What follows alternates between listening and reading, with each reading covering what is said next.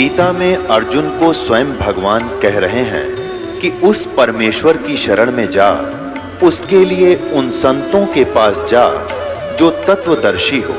इसी प्रकार हजरत मोहम्मद को उनका अल्लाह कह रहा है कि कोई और पूर्ण परमात्मा है, उसको पाने के लिए उन तत्वदर्शी संत की तलाश कर। वो प्रभु कौन है, ये जानने के लिए कृपया अवश्य सुनिए जगत गुरु तत्वदर्शी संत रामपाल जी महाराज के अमृत वचन। गीता ज्ञानदाता कहता है मेरी भक्ति भी ना करते, यानी ब्रह्म साधना भी नहीं करते, और इनको कोई समझाना चाहे तो दुश्मन बन जाते हैं उसी के। अब रह गया तीसरा, वैष्णव उपासक। विष्णु जी के उपासकों का एक उदाहरण देते हैं। कुंभ का मेला भरा था। कुंभ का एक ऐसा संयोग हर की पैड़ी हरिद्वार में और गंगा नदी के किनारे संयोग हुआ। उस कुंभ के पर्व में पर भी का कोई समय निर्धारित किया जाता है। उस निर्धारित समय में स्नान करना होता है। वो 1 घंटे की या आध घंटे की ही होती है, या 2 घंटे का समय होता है। ये सभी अब वहाँ जाकर के जहाँ पर भी लगती है, जिस भी सरोवर में, उस समय वो हर की पैड़ी हरिद्वार में लगी हुई थी। तो सभी जैसे गिरी अलग पुरी न्यारे, नागा अलग से, कनपाड़े अलग, नाथ न्यारे, वैष्णु अलग से, सन्यासी अलग से, दशनामी अलग से, ये वहाँ अपने अपनी जमात में, अपने ग्रुप में, समूह में पहुँच जाते हैं। इन सब का एक ओवरऑल मुखिया होता है, उसकी अगुवाई में ये सब पीछे पीछे चलते हैं। वो स्नान करने वाले स्थान की तरफ प्रस्थान कर देते। तो जो पर भी लगनी थी, सबसे पहले ये नागा व्यक्ति जो बिल्कुल नगर रहते हैं, साधु, वो पहुँच गए गंगा के ऊपर हर की पैड़ी पे स्नानार्थ। तो जो ही ये सब छा गए उस घर की पैड़ियों पर, हर पैड़ियों पर छा गए, तो उसी समय पीछे से वैष्णु साधु, शिव जी, विष्णु जी के उपासक, सतोगुण विष्णु के उपासक वैष्णु संत आ गए वहाँ पर। उन्होंने कहा कि हे नागाओ, पहले स्नान हम करेंगे, आप पीछे आओ, हम श्रेष्ठ हैं और हम सतोगुण विष्णु जी के उपासक हैं, हम प्रथम स्नान करेंगे।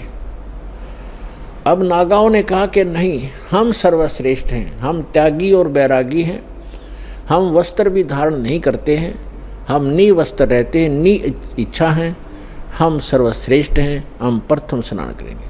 इस बात पर वैष्णव ने फिर दोबारा उनको व्यंग कर दिया और करड़ी ढंग से धमका दिया कि तुम काहे के श्रेष्ठ हो, तुम टट्टी के हाथ भी नहीं धोते, सड़ फड़ पशु की तरह नंगे फिरते हो, राख लपेटे रखते हो, काहे के श्रेष्ठ हो, तुम पीछे आओ, प्रथम हम स्नान करेंगे। इसी बात पर उन नागाओं, तमोगुण उपासक, और वैष्णु साधु जो विष्णु जी सतोगुण उपासक, और नागा शंकर भगवान के तमोगुण उपासक, इन दोनों का युद्ध हो गया।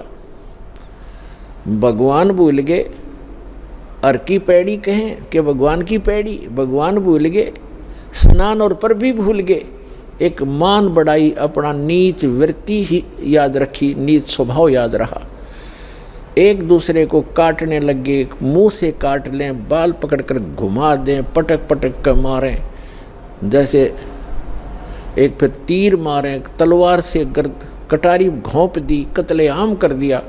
ये 25,000 ये त्रिगुण उपासक आपस में कट कर मर गए उस हर की पैड़ी पे। गंगा का पानी लाल कर दिया, लाशों की 100 का उसमें बेशुमार 100 चल पड़ी।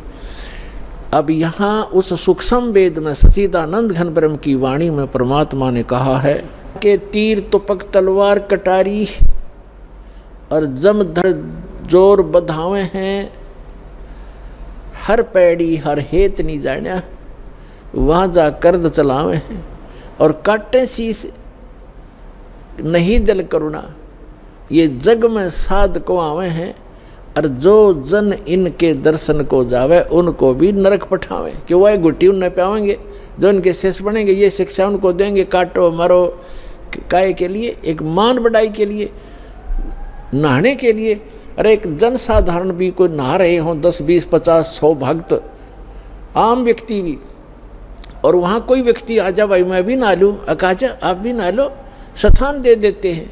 तो आम व्यक्ति से भी गिरा हुआ इनका विचारधारा, इनका जो शिष्टाचार, और इनको तुम संत मानते हो। ये त्रिगुण उपासकों के बारे में सूक्ष्म वेद में कहा है। कहते तीर तुपक तलवार कटारी और जम धर जोर बधावे हैं, हर पैड़ी हर हेत नहीं जाना। कहते हर की पैड़ी कहो, हर की पैड़ी कहो, भगवान का प्रेम नहीं समझा, भगवान की आत्माओं को काट रहे हो, हर पैड़ी हर हेत नहीं जाना। और वहाँ जा तेग चलावे हैं, तेग माने तलवार, और काटे शीश, कहते गर्दन काट रहे हैं, सिर काट रहे हैं, नहीं दिल करुणा, इनके दिल में दया नहीं। और ये जग में साध कवावे हैं, इनको साधु कहते हो, संत कहते हो। और जो जन इनके दर्शन को जावे, जो व्यक्ति इनके मत्था टेकन जावे, या इनके दान करने जाता है, या इनका शस्तव प्राप्त करता है, उनको भी नरक पठावे, उनको भी नरक भेज देते ये त्रिगुण उपासक। अब आइए श्रीमद् भगवद गीता अध्याय नंबर 7 के मंत्र नंबर 12 से लेकर 15 में।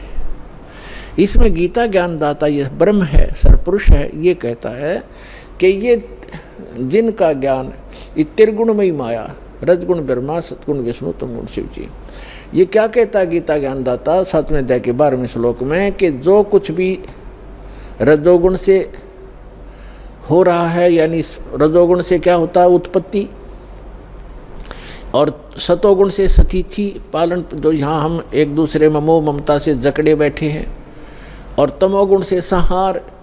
कहते ये उत्पत्ति, सतिथि और जो संहार, जो कुछ भी इन तीनों गुणों से हो रहा है, रजगुण ब्रह्मा सतगुण विष्णु से, इसका निमित्त कारण मैं हूँ, ये मेरे लिए हो रहा है। क्योंकि इस सरपुरुष ने 1 लाख मानव शरीरधारी प्राणियों का नित आहार करने का एक श्राप लगा हुआ है, उसके कारण आप जी को यहाँ रोका हुआ है।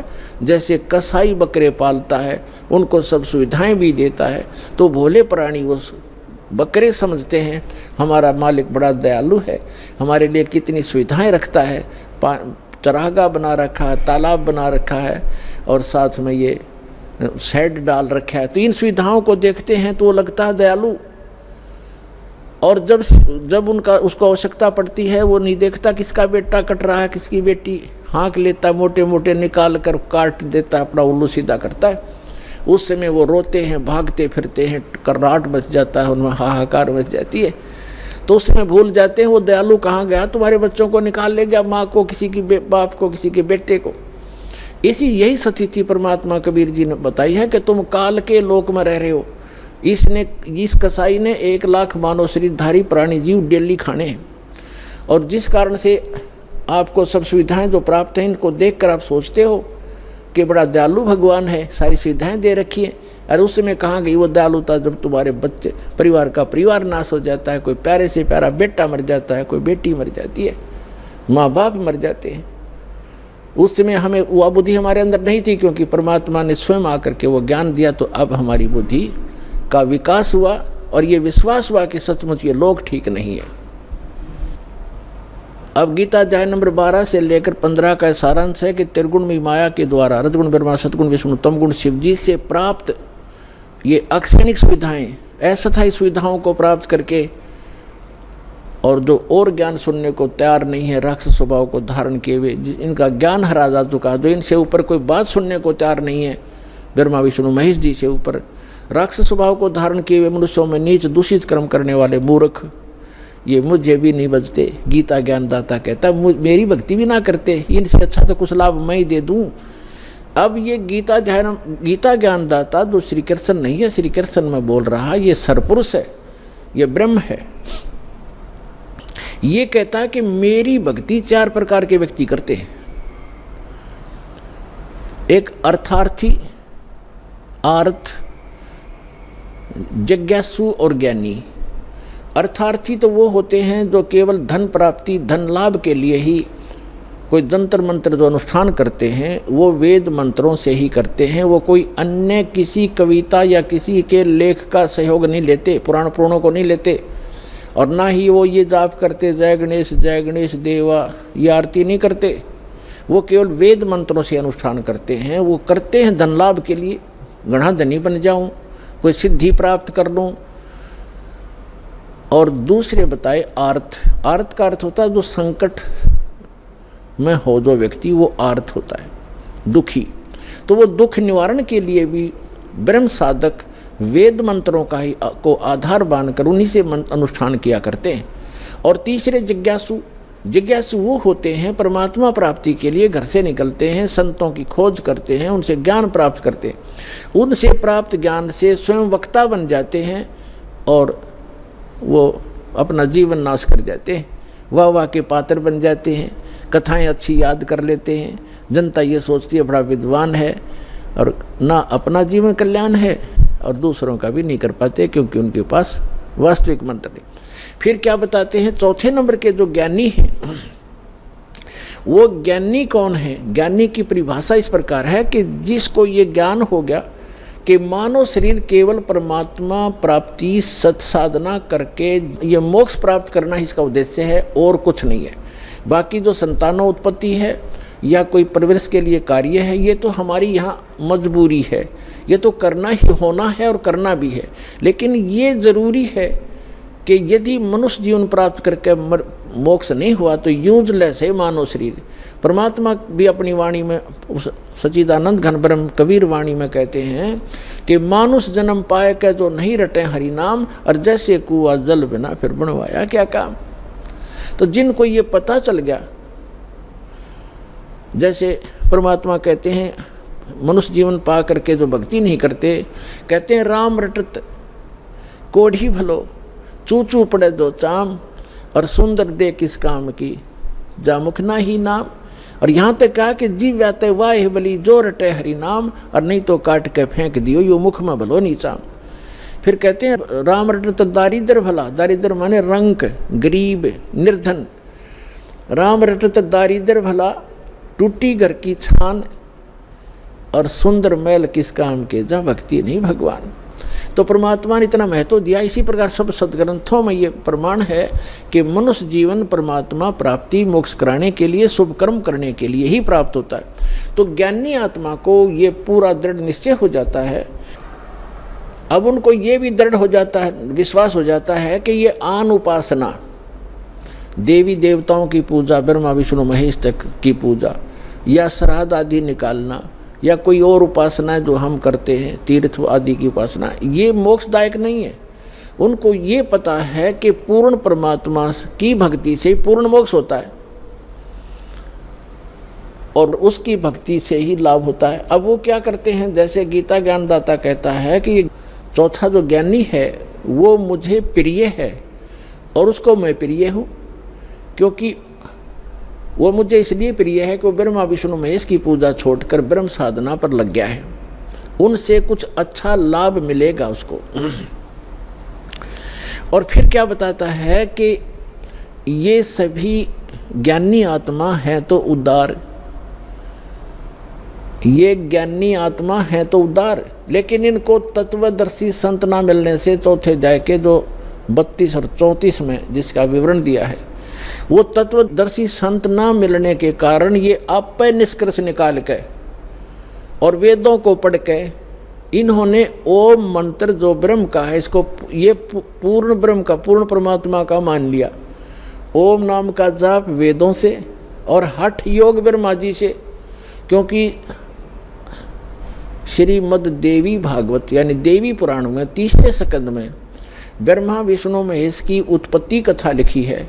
ब्रह्मा जी बताते हैं अपने पुत्र नारद को कि पुत्र, जब मेरी उत्पत्ति हुई, मैं कमल के फूल पर बैठा था और मुझे नहीं मालूम मेरा उत्पत्तिकरण करता कौन है।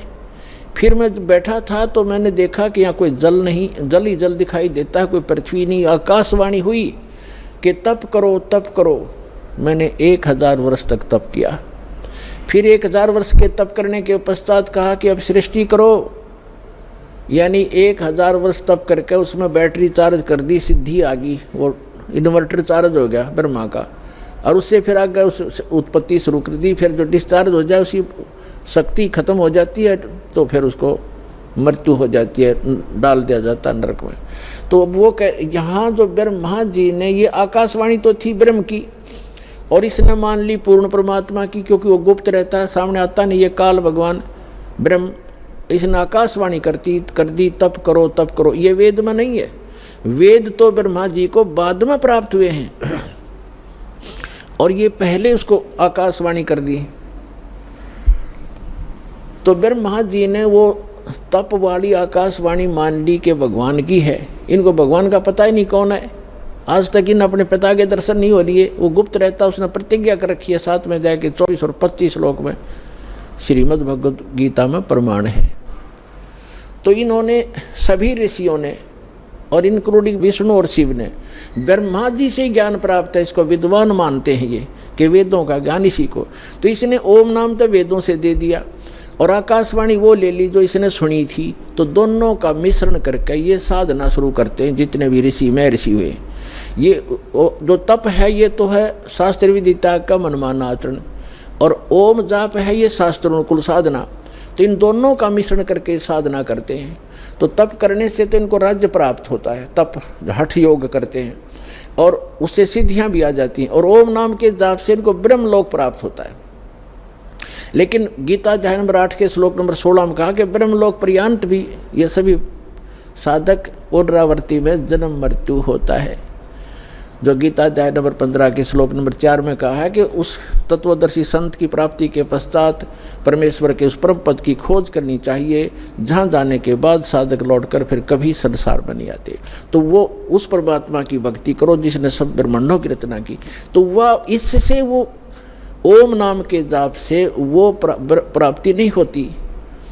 उसके लिए अभी आपको बता दिया था कि 17वें अध्याय के 23वें श्लोक में कहा कि वो 3 मंत्र का जाप है और तत्वदर्शी संत बतावेगा, उससे होगा। तो यहाँ जो प्रसंग चल रहा है, तो यहाँ 7वें अध्याय के 18वें श्लोक में गीता ज्ञानदाता कहता है कि ये ज्ञानी आत्मा सभी की सभी हैं तो उदार है, नेक हैं, परमात्मा के लिए समर्पित हैं, घर त्याग दिया है, जीवन भी न्यौछावर कर दिया है, सूख कर काटा हो जाते हैं, परमात्मा पाने के लिए निराहार बैठे रहते। लेकिन ये उदार आत्मा मेरे वाली अनुत्तम गति में सरपुरुष, गीता ज्ञानदाता सरपुरुष ये कहता जन्म मृत्यु तो तेरी मेरी भी होगी अर्जुन, तेरी भी होगी मेरी भी होती रहेगी, और युद्ध भी करना पड़ेगा, शांति नहीं हो सकती, शाश्वत स्थान मेरी साधना से प्राप्त नहीं हो सकता। वो तो तत्वदर्शी संत बताते हैं, उनसे सुनो। तो तत्वदर्शी संत ना मिलने से कहते हैं कि ये ज्ञानी आत्मा है तो उदार, ये नेक आत्माएं हैं, परमात्मा के लिए समर्पित हैं। तत्वदर्शी संत के अभाव से ये मेरे वाली यानी ब्रह्म की साधना अनुतमाम अति अश्रेष्ठ घटिया साधना में गति में, घटिया गति में ही आश्रित रह गए। घटिया गति यानी जन्म मृत्यु जब तक नहीं मिटेगी, शाश्वत स्थान नहीं मिलेगा, तो वो साधना वो गति उससे प्राप्त सचीची गति माने वो स्थान भी यूजलेस है, वो गति भी अनुत्तम है।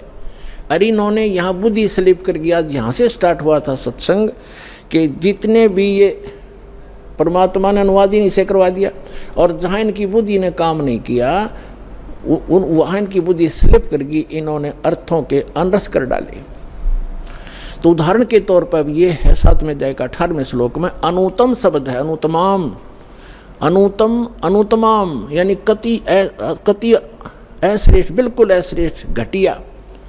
अनुतमाम का अर्थ होता है जैसे उच्चतमम, उच्चतम माने सर्वोच्च, और अनुतमम, उत्तम तो उच्च होना, अनुत्तम का कति घटिया होना चाहिए।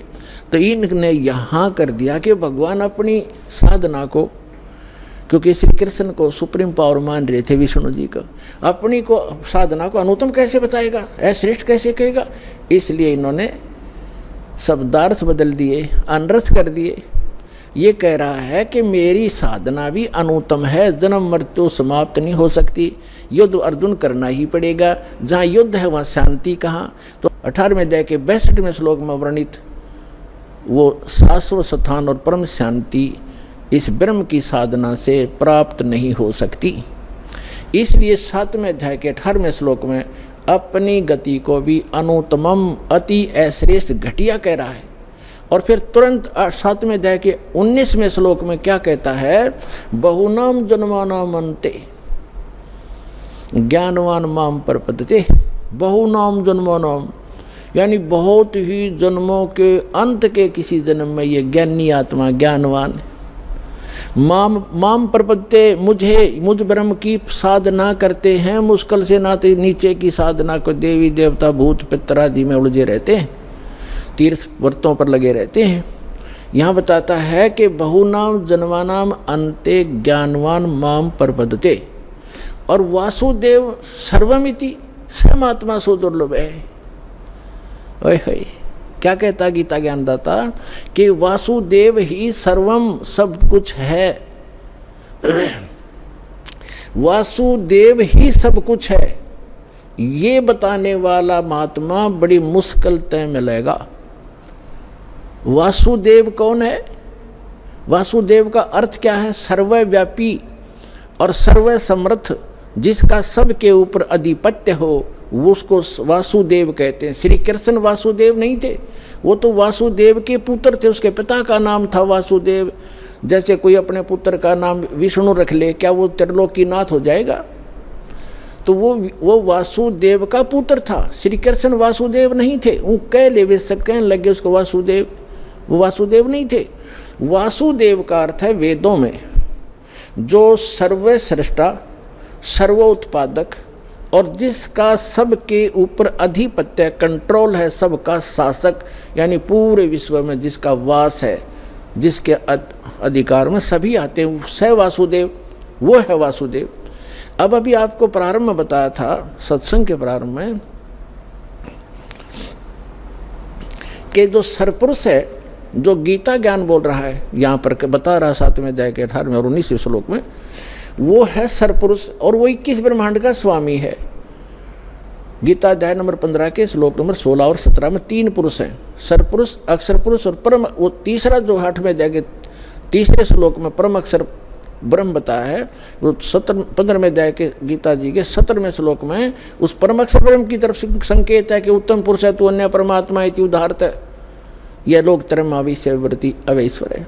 तो यहाँ तो प्रसंग चल रहा है कि ये जो सरपुरुष है ये 21 ब्रह्मांड का स्वामी है, अक्षर पुरुष 7 संग ब्रह्मांड का स्वामी है। इतना ही वासुदेव, इतना ही ये प्रभु है, स्वामी है, वासुदेव नहीं है, सबके ऊपर मालिक नहीं है, सब पर इसका वास नहीं है।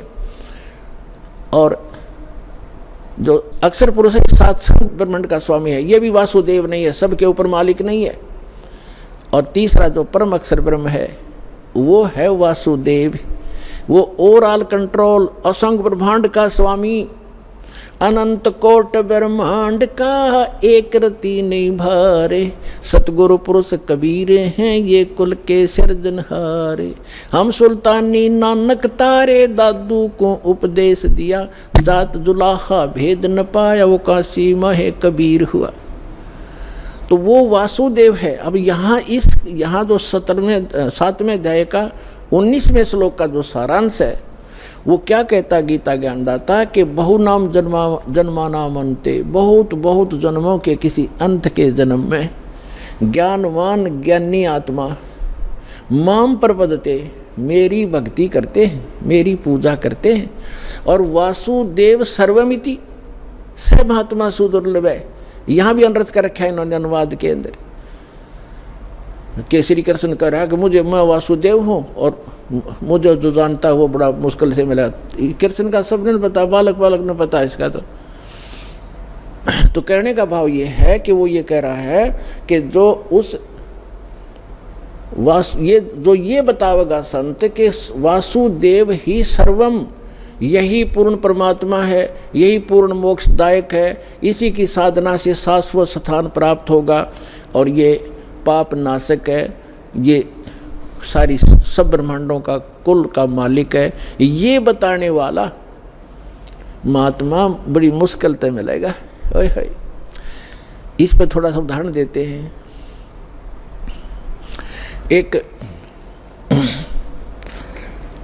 एक जो जैसे परमात्मा का विधान है, वेदों में वर्णित है। ऋग्वेद मंडल नंबर 9 सूक्त 82 मंत्र 1, 2, 3 में, ऋग्वेद मंडल नंबर 9 सूक्त 86 मंत्र 26 और 27 में, ऋग्वेद मंडल नंबर 9 सूक्त 54 मंत्र 1 में, ऋग्वेद मंडल नंबर 9 सूक्त 54 मंत्र 3 में, ऋग्वेद मंडल नंबर 9 सूक्त 20 मंत्र 1 में, ऋग्वेद मंडल नंबर 9 सूक्त 1 मंत्र 8, 9 में, ऋग्वेद मंडल नंबर 9 सूक्त 94 के मंत्र 1 में, ऋग्वेद मंडल नंबर 9 सूक्त 95 के मंत्र 2 में, ऋग्वेद मंडल नंबर 9 सूक्त 96 के मंत्र 16 से लेकर 20 में, और अनेक स्थानों पर ये प्रमाण है कि वो परमात्मा ऊपर रहता है, परम अक्षर ब्रह्म, और वहाँ से गति करके आता है, अच्छी आत्माओं को मिलता है, उनको तत्व ज्ञान से परिचित कराता है, वो कवियों की तरह आचरण करता है और अपनी अमृतवाणी को लोकोक्तियों के माध्यम से, दोहों के माध्यम से, शब्दावलियों के माध्यम से वर्णित करता है।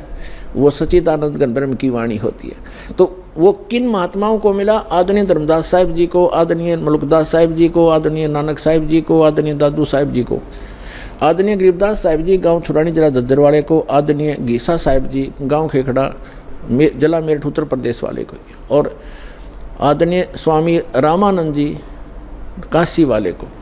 ये तो महापुरुष दास के नॉलेज में है, जिनको भगवान सीधे मिले, तो अपने नियमानुसार, अपने लीला अनुसार मिलते, ऐसे मिले।